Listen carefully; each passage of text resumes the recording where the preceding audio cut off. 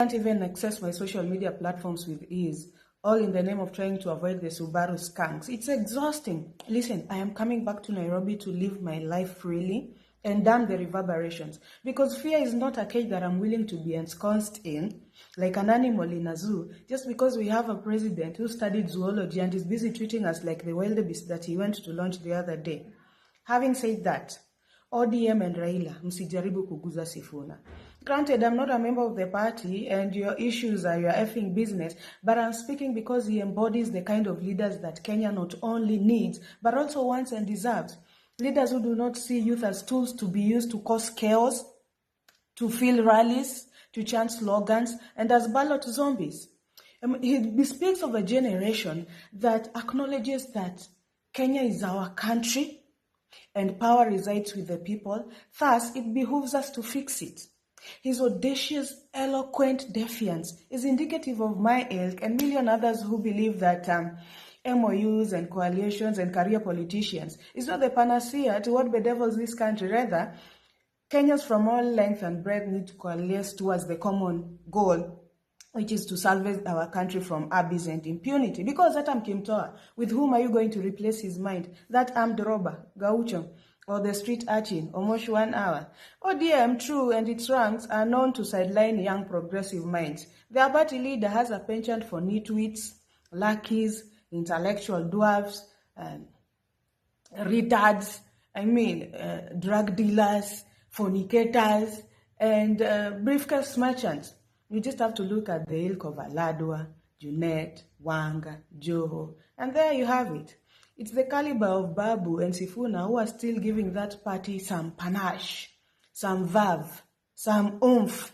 And by the way, Sifuna, I hope your sentiments are stemming from conviction and that you're not being used to test waters for 2027. Others are even insinuating that it's because ulinyimwa CS, which is neither here nor there. Hata mimi naambiwanga nalima Ruto because alininyima kazi. Which brings me to the most salient message of this video. Raila Odinga, we are tired of your conmanship, sorcery, wizardry, and political chicanery, all in the name of father of democracy. For years, you've forged this, savior-like God deity syndrome. That is why tumeishi kuambiwa, if it was not for Raila, if it was not for Raila, you hoodwinked our grandparents and our parents with your Nyayo chamber sob stories, which no one can even corroborate. When other admissible facts actually state that you sneaked out of Kenya through Uganda while wearing a buibui to Norway to hide there, only to return to negotiate with Moi during your first handshake. And when we say some of these things, you tell, Raila is the reason why you enjoy freedom of speech. When? Where? How? Did he invent speech? Or freedom? Or social media?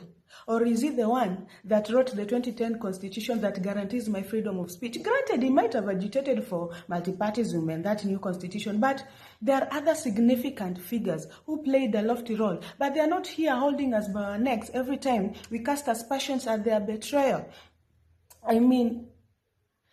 That diabolical liar has danced on the graves of innocent people and swam in blood of innocent people for far too long.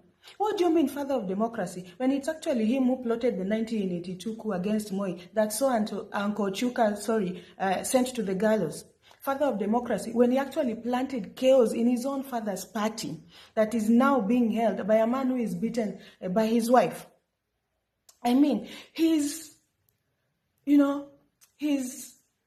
His penchant, his inclination, rather, towards shaking hands with the devil to sanitize them in the name of stability is nothing but frivolous hogwash, absolute poppycock. That serial betrayer has never wanted to be the president of this country. He's been using Vine and his almost maniacal following to maneuver his way into power so that he can enjoy the trappings of the same without the responsibility of the same.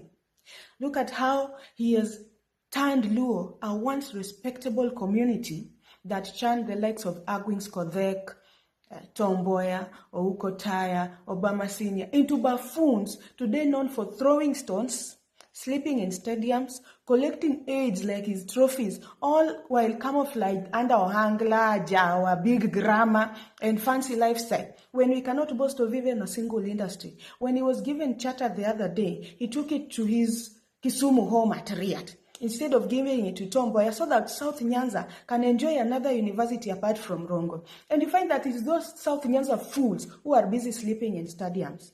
Don't get me started of how he has commercialized and merchandised ODM into a family business, where nominations and tickets are being given to puppets and the highest bidder. That is why Luo Nyanza is full of educated fools, sycophants, imbeciles, cunts like Opondo Kanyoma.